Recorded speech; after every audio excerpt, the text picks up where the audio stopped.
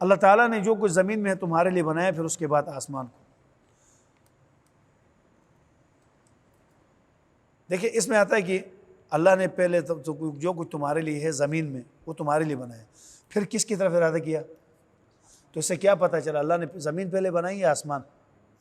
زمین، کیونکہ فرمایا تمہارے لیے زمین میں جو کچھ ہے بنایا پھر. لیکن سورہ نازعات میں اللہ فرماتے ہیں ہم نے پہلے آسمان بنایا پھر زمین بنائی. وَالْأَرْضَ بَعْدَ ذَلِكَ دَحَاهَا، اور زمین کو ہم نے آسمان کے بعد بچھایا.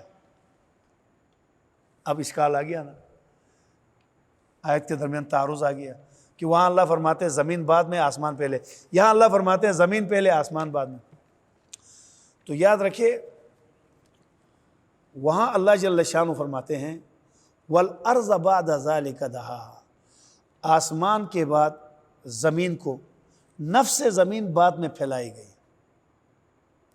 ٹھیک ہے، یہاں زمین کے اوپر جو تفصیلات ہیں ان کا تذکرہ ہو رہا ہے.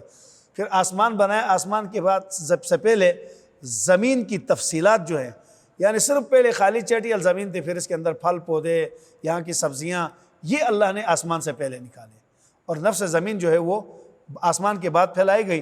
اس کے بعد اس کے اوپر آسمان بنانے سے پہلے اللہ پاک نے زمینیں، پھل فروٹ جتنے ہیں، یہ زمین کی نعمتیں یہ بعد میں ہو گئی، ورنہ نفس زمین جو ہے وہ آسمان کے بعد پھیلا دی. اگر ہماری ویڈیو پسند آئی ہے تو اسے لائک کریں، کمنٹ کریں اور دوستوں کے ساتھ شیئر کریں. اور اگر ہمارا چینل ابھی تک سبسکرائب نہیں کیا تو اسے سبسکرائب کر دیں اور بیل آئیکن کو پریس کر دیں تاکہ ہر آنے والی ویڈیو آپ کو مل سکے. جزاک اللہ.